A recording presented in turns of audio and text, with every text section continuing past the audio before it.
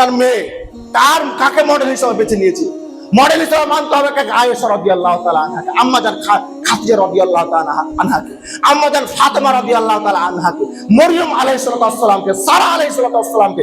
তাদেরকে মডেল হিসেবে, তাদেরকে আদর্শ হিসেবে মতো তারা কিভাবে চলেছে, তারা কি পোশাক পরেছে, তাদের পোশাক কেমন ছিল, তাদের পর্দা কেমন ছিল, তাদের হিজাব কেমন ছিল, তারা কিভাবে কি রীতিনীতি অনুযায়ী চলেছে, তারা কিভাবে চলেছে, তারা কিভাবে হেঁটেছে, তারা কি খাবার খেয়েছে, তাকে আপনাকে অনুসরণ করতে হবে। কিন্তু আপনি করেন না।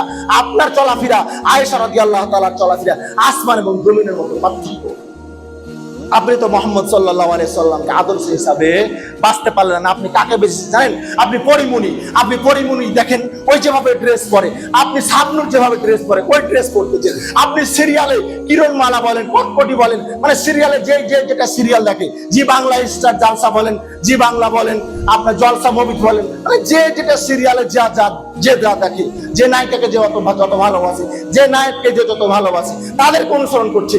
ওই আমার নায়িকা ওই কি পরেছে, ওই একটা 3 পিস উঠেছে, 2 পিস উঠেছে, ওই 2 পিস পরেছে, মানে আমাকে এখন 2 পিস পড়তে হবে, আর ওই অনুসরণ করতে লাগবে।